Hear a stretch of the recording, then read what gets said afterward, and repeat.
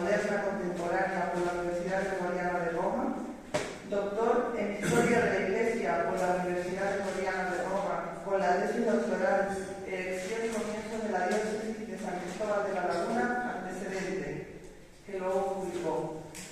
Entre sus publicaciones mencionamos solo algunas: La nueva diócesis, la catedral y el primer deán Pedro de Como, la iglesia nivariense 200 años de historia, el catálogo de la exposición de arte sacro en La Gomera, el catálogo de la exposición de orfebrería religiosa La Gomera.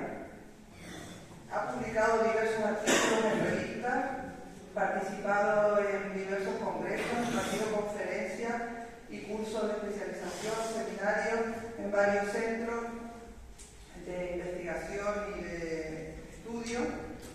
Entre sus responsabilidades destacamos la de párroco, que ha sido de 5 parroquias, creo, actualmente de la parroquia de San Francisco en Santa Cruz de Tenerife, y luego las responsabilidades académicas que tengo anotadas porque me acuso de que no tengo su currículum actualizado, culpa mía. Director del Archivo Histórico Diocesano de San Cristóbal de la Laguna, delegado diocesano de Patrimonio, profesor del Instituto Superior de Teología de las Islas Canarias, colaborador de la Cátedra Pedro Bengomo de la Universidad de La Laguna, miembro de la Real Academia de Bellas Artes, y lo que falta es que no lo tengo actualizado.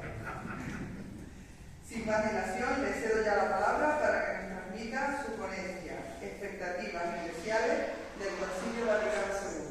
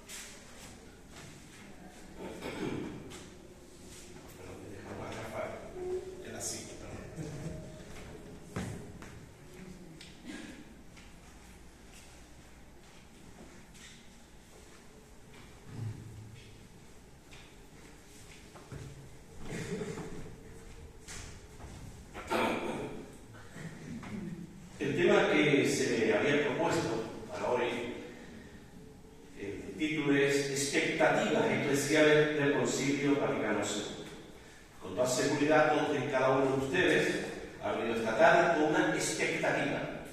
La Virgen de los Remedios de la Catedral es la Virgen de la expectación. Fíjense, realmente no nos acordamos de esa devoción o esa advocación. Expectación hace referencia a un estado de ánimo, a una conversación, unas palabras, un estar pendiente de algo que va a suceder. Expectación. Expectativas eclesiales, y por tanto en la Iglesia, quizá no en el mundo. Como antes el anterior ponente manifestaba, la Iglesia había sido relegada de la sociedad. La Iglesia era una anécdota ya, con el liberalismo, luego el marxismo, lo sabe usted perfectamente. Los curas a la Iglesia, a la sacristía. Las cosas del mundo son otra cosa. La cosa espiritual es una cosa personal, individual, privada, que en el ámbito de lo privado, y por lo tanto la Iglesia hay que apartarla de todo lo que es la vida pública, del debate público, del debate del pensamiento. Eso no tiene nada que ver con la vida, no es racional. Y esto tiene, por supuesto, es la evolución o el desarrollo de la ilustración más genuina francesa que la española, sino la francesa, que es agnóstica o anticlerical. Y entonces, en el siglo XIX, adquiere ese carácter, el liberalismo, que es la evolución de la ilustración, ese carácter anticlerical, aunque vayan a misa todos los domingos.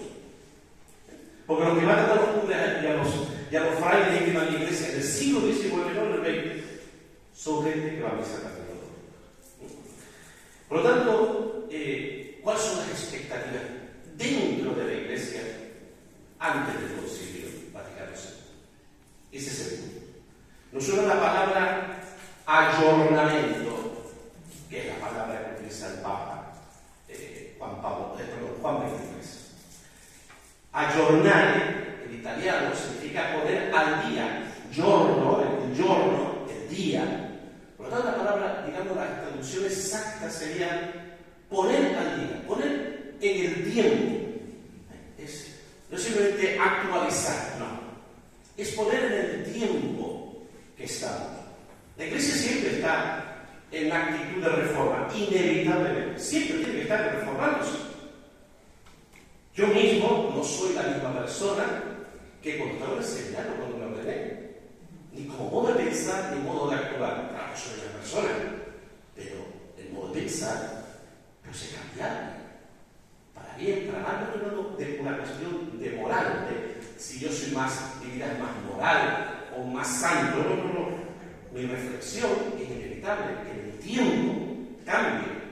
Todos, yo estoy mirando a algunos de ustedes que conozco perfectamente y no son tampoco la misma persona. Los debates en los que nos metemos hoy día no son los debates de hace 40 años o hace 30 años. Ayornamiento. El pensamiento católico, como antes lo decía Pedro Bonoso, en el periodo bélico y después de la Segunda Guerra Mundial, presentan ciertos sectores fuera de Roma una orientación más abierta, una línea más cauta, en cambio, en el centro, en el Vaticano, en las grandes instituciones romanas. Las distintas posiciones han estado diversamente apreciadas. Para algunos teólogos corrían el riesgo de devaluar la esencia misma de lo sobrenatural. Para otros, estos pensadores se preocupaban solamente de subrayar la armonía entre lo natural y sobrenatural, de acentuar la existencia concreta como un hecho, manteniéndose lejos de aquellas distinciones apreciadas por la teología del siglo XVI y del siglo XVIII, consideradas demasiado abstractas.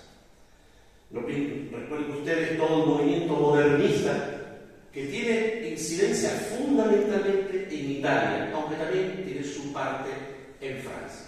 Todavía hablamos hoy, cuando comienza el curso, del juramento antimodernista. Y proclamamos te ordenas, ocupas un cargo eclesiástico, proclamas el credo y dice una serie de palabras en el cual manifiesta que va a enseñar la doctrina de la Iglesia. Dice ya todo de los años 20, del que nos ha estado hablando Pedro Bonoso, pues pasa exactamente. Ahí esto está en el debate de fondo y continúa en la vida de la Iglesia. No se puede hablar ciertamente de excomuniones en esta época, pero tampoco fueron canonizados. Es cierto que algunos teólogos en los años 50 fueron objetos de diversas medidas restrictivas, para luego asumir, curiosamente, un papel relevante entre los peritos conciliares, influyendo abundantemente en la génesis de los decretos del Vaticano II. En cualquier caso, los teólogos afectados en los años 50 se convirtieron en cardenales, por ejemplo, Danielú con Pablo VI, o de Vivac con Juan Pablo II. Algunos libros, en los años 50, fueron eliminados de la biblioteca eclesiástica. Algunas iniciativas pastorales, como los famosos curas obreros, fueron interrumpidas para ser retomadas durante y después del concilio. Pensemos aquí en nuestra diócesis, la versión de esto es lo que llamamos los curas el grupo de los 9, que muchos de nosotros conocemos perfectamente la deriva de aquello. ¿Cuántas veces en la historia los derrotados o censurados en un momento determinado, los de ayer, se convierten en los vencedores del mañana? Pero esa es la Iglesia, como cualquier familia. Entre los años 1920 y 1950, El catolicismo francés está caracterizado por una notable vitalidad. Los religiosos habían sido expulsados de Francia en 1905. Por eso todos los templos franceses anteriores a 1905 son propiedad del Estado francés, no son de la Iglesia. Los construidos posteriormente sí son de la Iglesia. Por eso Notre Dame, el cardenal de París podrá decir misa, pero no te va a decidir si por el pináculo aquel o si le ponen, vamos, una hamburguesa. Los regresan, después de esto regresan y se multiplican las iniciativas y movimientos, como por ejemplo los pequeños hermanos, las pequeñas hermanas, que hacían más normal la combinación o la conciliación del trabajo en la calle con la vida consagrada, con la oración prolongada. Pensemos la JOC o los Scouts, mientras destacan intelectuales de primer nivel y nacían nuevas revistas. Ustedes me van a perdonar mi francés, porque no sé francés, pero vía espiritual, o vía intelectual, esprit sec, o todas ellas con un carácter antifascista.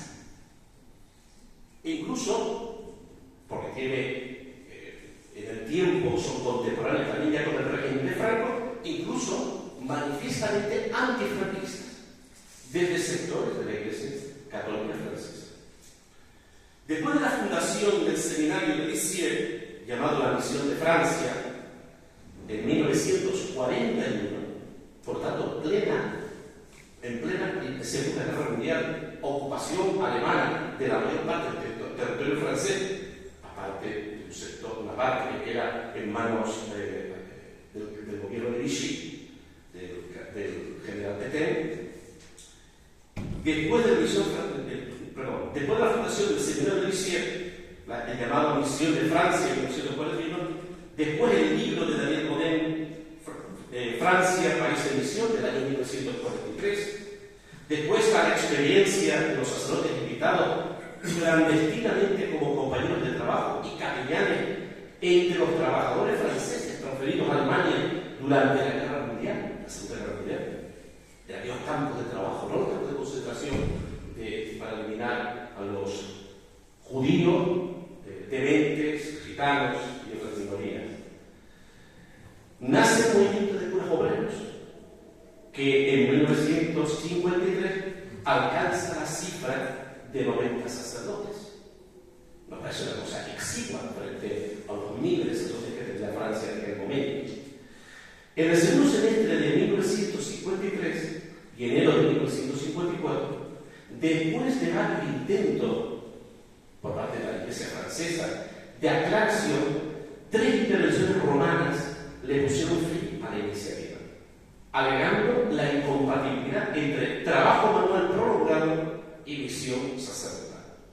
El experimento, que empezaba a languidecer, era interrumpido, pero sería retomado varios años después con la declaración de los cardenales y arzobispos franceses del 25 de octubre de 1965. Por lo tanto, justamente al finalizar el Concilio Vaticano II. Las dos cartas cardenalicias, las medidas antes restrictivas, después de prohibirlo totalmente, la crisis de algunos curas obreros, crisis existencial, y la obediencia dramática y angustiosa de muchos de ellos,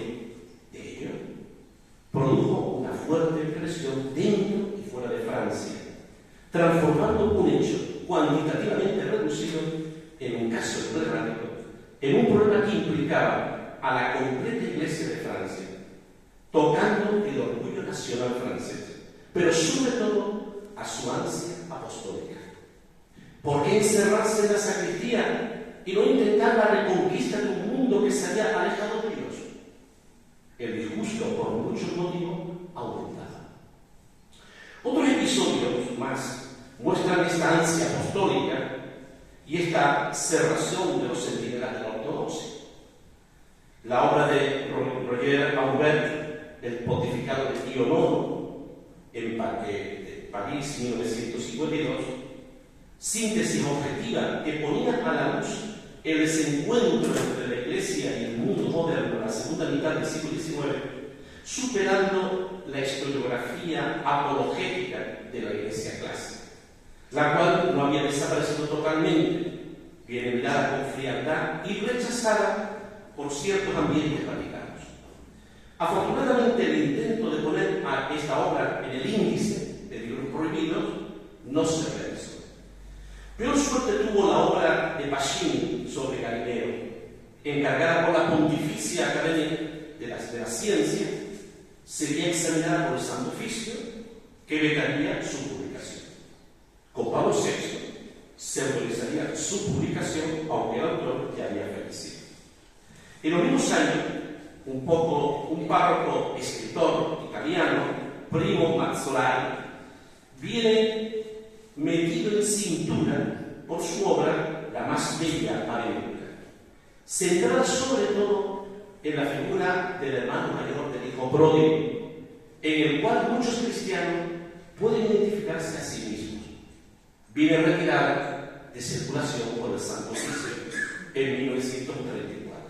Paradójicamente, esta obra será retomada por el Papa Juan Pablo II, hoy San Juan Pablo II, en su encíclica Dives y Misericordia.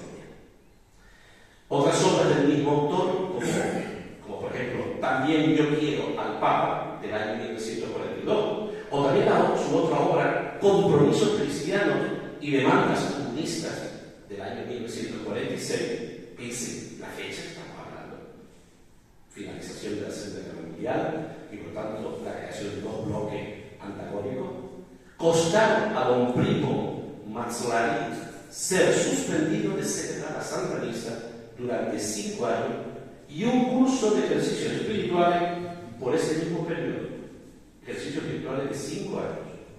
Su colaboración en la revista Adesso, que incitaba a una política social más comprometida y un episcopado que estimulase a votar y no a apoyar a un partido concreto, en 1948, le llevó a una censura severa y a la prohibición de predicar fuera de su diócesis, la diócesis de Cremona, a pesar de la defensa que su propio obispo hizo de él. El Santo Oficio solicitó a este que bloquease la reedición de su obra La más bella aventura. Tenemos que pensar el contexto en el que estamos. Dos bloques antagónicos. Por un lado, un bloque comunista y un bloque capitalista. La democracia cristiana gobierna en Italia gracias al apoyo del voto católico fundamentalmente y con el apoyo del gobierno americano. Más grave fue la dura crítica contra la Vitente. El 2 de marzo de 1953, el cardenal Ottaviani, en el Ateneo Lateranense, ahora llamada Universidad Lateranense, lanzó un ataque indirecto sobre él, propugnando la doctrina, quizás en crisis, de un Estado católico que defiende la religión.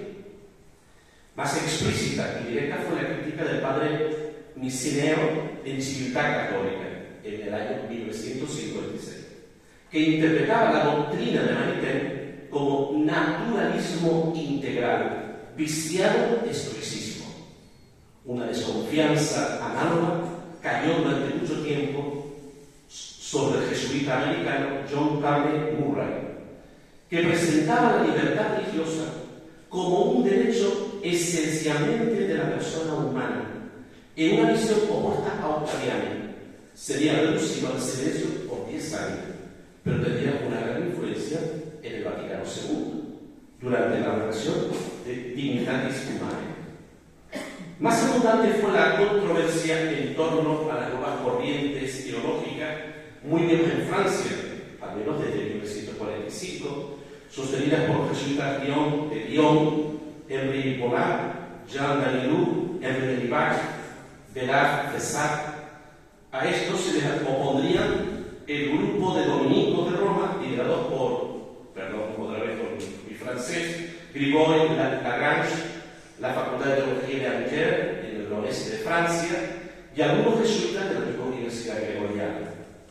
En la polémica renacían motivos que habían sido tratados por la controversia modernista: la oportunidad de una renovación teológica, de un acercamiento al mundo contemporáneo, la superación de la escolástica, que no del tomismo, la preocupación por un retorno a los santos padres de la Iglesia, tema muy en boga, también hay que pensarlo, en la época ilustrada. Los ilustrados defendían justamente el retorno al estudio de los santos padres. Y pensemos, bueno, el cardenal Newman, como él, estudiando los santos padres, es como se convierte en catolicismo, siendo un eminente sacerdote anglicano del Cambridge. Estos innovadores eran vistos con simpatía por los curas obreros o de la resistencia francesa a la ocupación alemana, frente a sectores conservadores, los defensores del gobierno de Vichy o los críticos a los curas obreros. El Papa Pío XII había expresado en el año 1946 su preocupación tanto a los jesuitas como a los dominicos con ocasión de la elección de sus respectivos superiores generales, insistiendo en su posición moderadamente conservadora en la encíclica Humani Generis de agosto de 1950. El Papa no condenaba explícitamente ningún autor, pero subrayaba las conclusiones erradas a las cuales podían involuntariamente dirigirse ciertas tendencias. Las consecuencias no se hicieron esperar. El superior de los jesuitas mandó retirar ciertas obras cuestionadas de los padres de la compañía, Bollard, de Leroux, Le Bon, de Libac, Montchil. Incluso remueve de la enseñanza a de Libac y a otros 4 profesores más. Igualmente sucede con los dominicos. El superior general Suárez, de los dominicos, remueve 4 profesores, entre los cuales está Chero, Congar. Estas medidas del superior Suárez no eran tanto por la posición teológica como por el procedimiento pastoral que estos estaban llevando. El padre Chenu ya había sido tocado en 1942 al condenarse su obra Una escuela de teología. A Congar se le prohibió la nueva edición de su obra Verdadera y falsa reforma en la Iglesia, trasladándolo a Jerusalén en el año 54, para luego más adelante, en el año 55, enviarlo a Cambridge y después a Estrasburgo, limitándose a algunas actividades solamente pastorales. El padre de Libac podrá reemprender la enseñanza en 1954. El padre de Leroux no será alejado de la enseñanza, pero sí de la dirección de la revista Sus Cristianos, por temor a su insistencia sobre el estudio de las fuentes y el menor aprecio por el magisterio. Otro personaje notable fue el jesuita Pierre Teilhard de Recharren, fallecido en 1953. Gran estudioso de geología y paleontología, intentaba llegar a conclusiones estrictamente teológicas. En 1948 fue llamado por el general de la compañía, el padre Janssen, para comunicarle la prohibición de enseñar en el famoso Colegio de Francia. Sus obras, Ambiente divino y Fenómeno humano, no se podrán publicar. Sus obras circulaban clandestinamente o por la vista gorda de los superiores de las distintas casas jesuitas, hasta que en 1955 empezaron a ser publicadas por iniciativa individual de su secretaria, aunque recibiría la prohibición de entrada en la biblioteca de los seminarios por orden del Santo Oficio de 1957. La intransigencia romana no venía solo del Papa Pío XII, sino por la presión de los profesores del Angelicum o del Ateneo Lateranense. Estas corrientes no podían desaparecer de un día a otro. Así, en los primeros momentos de Juan XXIII se generaron duras polémicas contra el Instituto Bíblico de Roma. El propio instituto retiró de la docencia a los padres Servit y Lainat, buscando calmar el ambiente. El Papa no tomó posesión a favor de nadie. Así se apaciguó el ambiente, hasta que Pablo VI se mostró a favor del Instituto Bíblico. Roger Aubert toma en consideración la orientación de temas muy emergentes en Francia, como el deseo de contacto más estrecho con la tradición y el esfuerzo de una mejor adaptación de la Iglesia al mundo moderno, con un nuevo desarrollo en el campo de la teología del laicado, de las realidades terrenas o de la historia. Estos temas serán desarrollados ampliamente en el concilio, precisamente. Contemporáneamente, en diversas naciones, los católicos aspiraban a una vasta reforma litúrgica, con la introducción de las lenguas vernáculas y la inmediata participación de los fieles a la celebración de la Eucaristía, una mayor participación de los laicos en el gobierno de la Iglesia, una larguísima libertad y autonomía de los laicos católicos en la elección política. No faltaron ciertamente en aquellos años, 1945-1958, iniciativas tomadas por el Papa Pío XII en el campo teológico, en el litúrgico y en el estrictamente pastoral.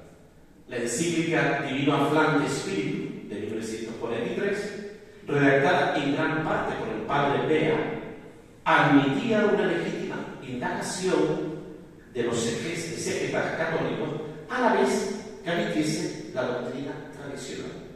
El documento pontificio separaba en los géneros literarios, aceptando que los escritores inspirados estuviesen influidos por la mentalidad y métodos orientales, adoptando métodos hiperbólicos para inculcar más cómodamente algunas verdades religiosas.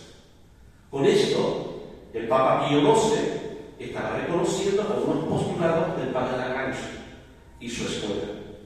Entraba un aire fresco en la exégesis católica, admitiendo la lenta redacción de los textos bíblicos sobrepuestos documentos de fechas y de tendencias diversas.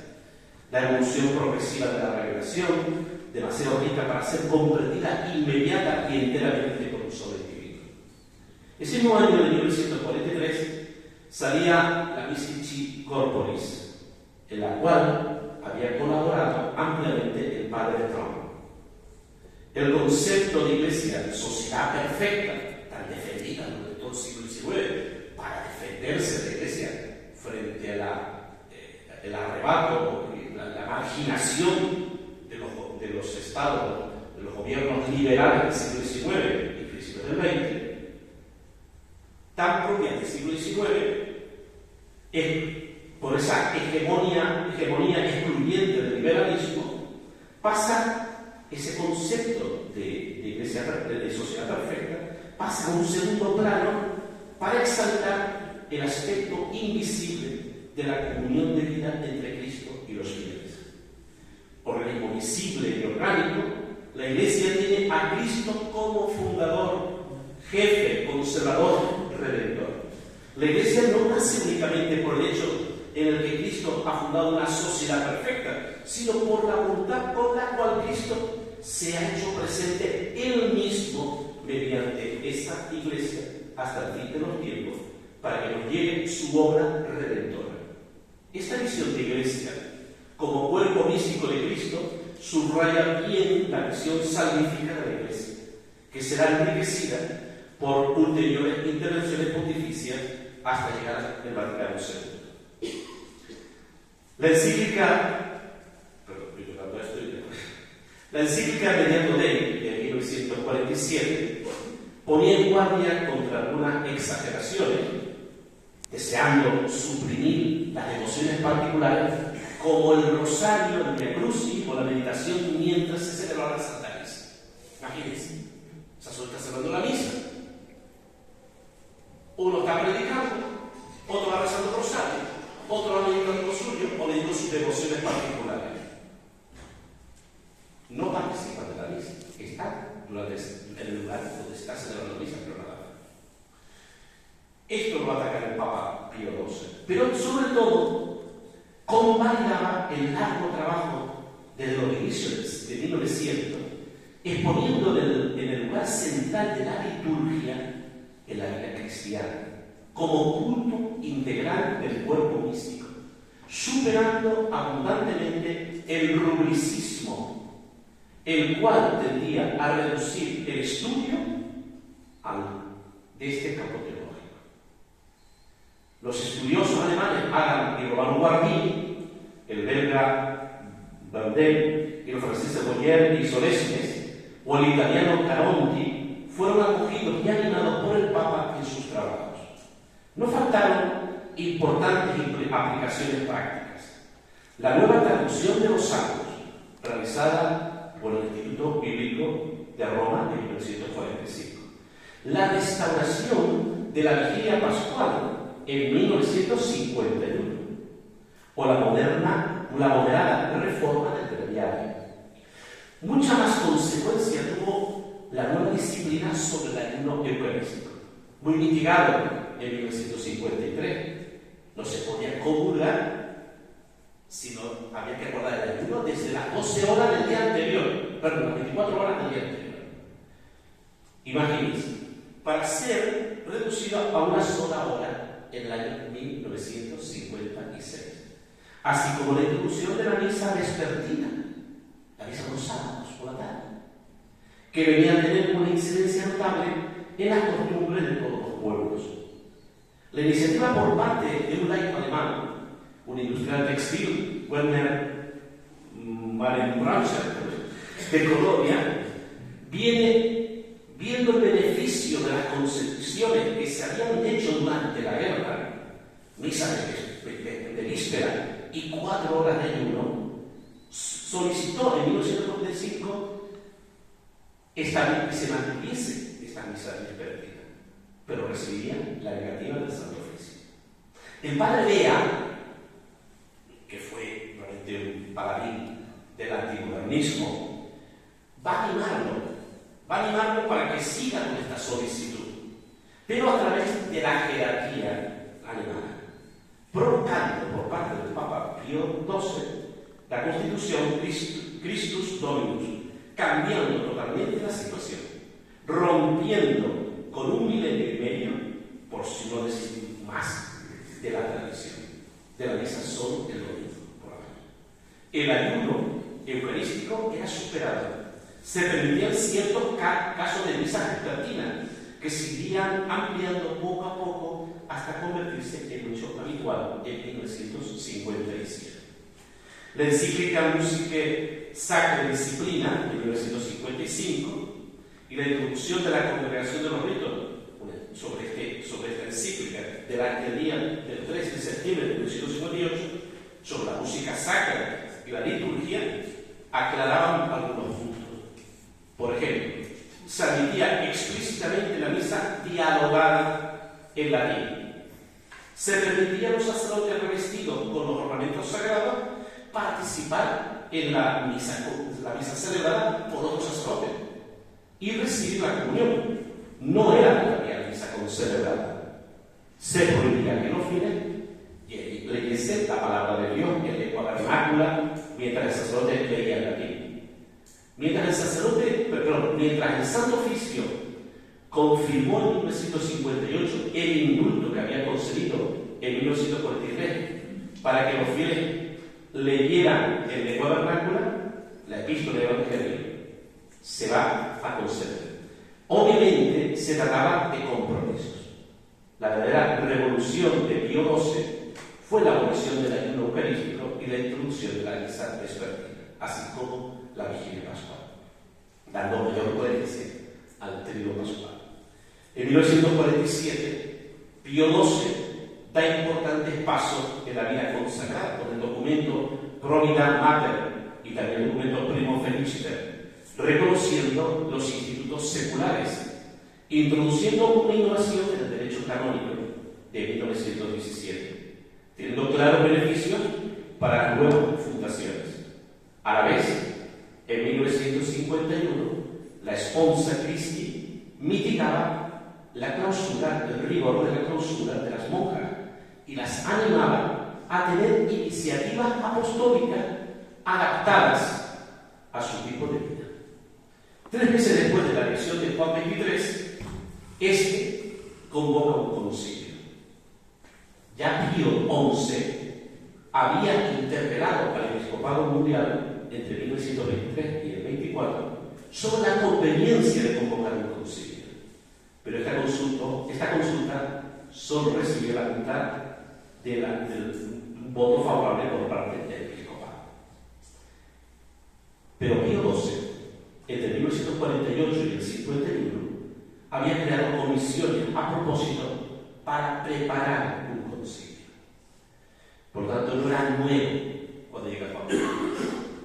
Juan XXIII, en su estudio sobre Carlos Romeo y su actividad sinodal, había pensado sobre esta posibilidad, con plena conciencia de valerse de la plenitud de sus poderes de jefe de la Iglesia, con una lúcida visión de la especial situación histórica que atravesaba la Iglesia y el mundo entero, la primera adaptada a un inmovilismo y el segundo dividido en 2 bloques que necesitaban un acercamiento urgente, aunque difícil. No se trataba de tomar solemnes posiciones negativas contra los errores, sino encontrar un modo oportuno de exponer la antigua doctrina en tiempos nuevos, para instaurar un diálogo con toda la humanidad. No se debería preparar condenas o anatemas, estrategia de resistencia y de confrontación a la sociedad moderna, sino de establecer un diálogo con todos, cercanos o alejados. Por tanto, podemos concluir que Juan XXIII, cuando convoca el Concilio Vaticano II, recoge este sentir de movimiento litúrgico, movimiento teológico, de debate teológico, de debate escriturístico, de nuevas iniciativas, de nuevos postulados de los curas obreros, de la necesidad de implicarse, de estar más cerca de la sociedad tal como era ahora y no replegar en las formas que hasta ahora habían funcionado.